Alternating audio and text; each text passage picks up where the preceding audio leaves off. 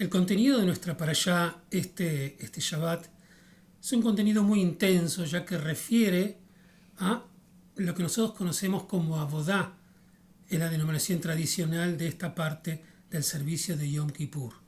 Es donde se explicita la actividad del gran sacerdote, del sumo sacerdote, cuando tenía que presentarse en el Sancta Sanctorum, el Kodesh HaKodashim, dentro del tabernáculo, para hacer su acto ritual, para poder expiar primero por él, por su casa sacerdotal, y luego por el pueblo.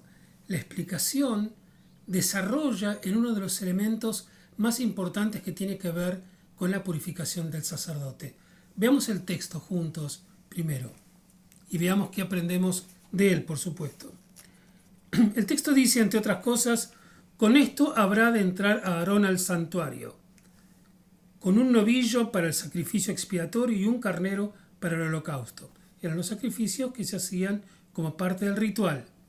Una túnica de lino sacra habrá de vestir, calzones de lino llevará sobre su carne, con un cinturón de lino se habrá de ceñir y con un turbante de lino se envolverá la cabeza. Ropajes sacros son. Habrá una ablución de su cuerpo en el agua y los vestirá. Y de la congregación de los hijos de Israel habrá de tomar 2 machos cabríos para el sacrificio expiatorio y un carnero para el holocausto.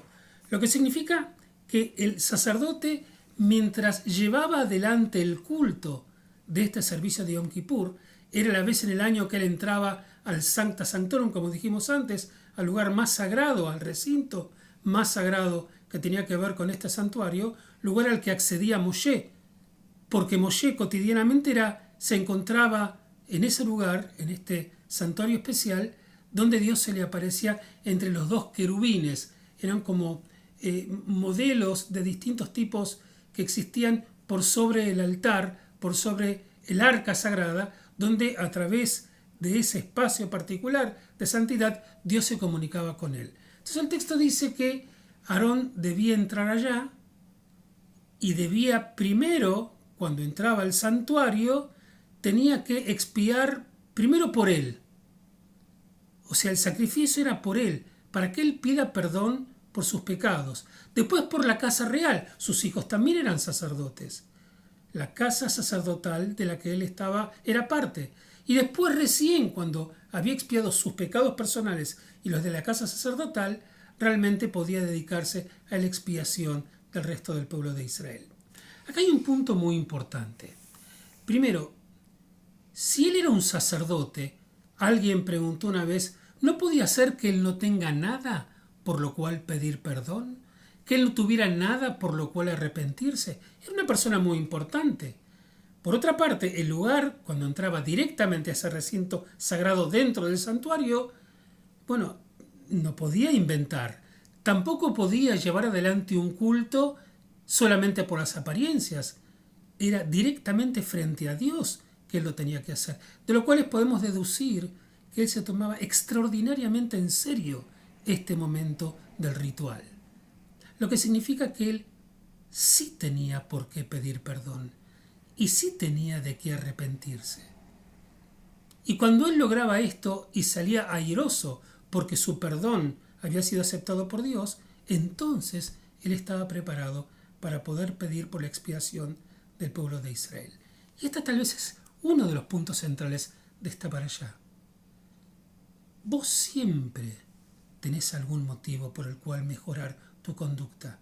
Si mirás bien, como seguramente el sacerdote hacía por encontrarse al lado del arca sagrada, en el lugar exacto donde Dios se le aparecía a Moshe, lleno del incienso con el cual él tenía que entrar ahí adentro, junto con la nube que, según el texto, Dios se aparecía en ese momento, él tenía que pensar bien qué le decía a Dios, porque Dios conocía su corazón. Entonces él tenía que pensar profundamente, ¿qué hice y qué puedo mejorar? ¿Qué hice a desgano y tal vez puedo hacerlo con mucha mayor voluntad para que sea más exitoso, para que pueda ayudar más a la gente, para que pueda cumplir mejor mi rol? Y si finalmente esta parte era exitosa, él podía salir afuera y estar preparado para pedir por la expiación de todo el pueblo. Muchas veces, personas muy importantes generan frente a sí mismos una situación de impunidad. Yo soy tan importante, uno puede pensar, decirlo inclusive, depende del líder, o imaginarlo, y ya no tengo que rendirle cuentas a nadie. Claro, no estás haciendo un acto político, con Dios no se joroba, Él sabe si sos sincero o no, lo que significa que el sacerdote de verdad tenía que humillarse, en el buen sentido de la palabra, volverse humilde frente a la divinidad y tratar de mejorar su conducta, para que Dios lo acepte. Había como una revisión anual de la legitimidad del sacerdote, porque además de portar el puesto que tenía realmente que merecerlo en su corazón y en su conducta. No tiene nada de malo pedir perdón. Tampoco tiene nada de malo mejorar y ser todo lo mejor que vos puedas ser con tu esfuerzo y voluntad.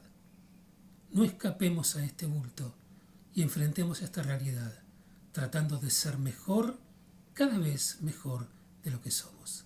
Shabbat Shalom para todos.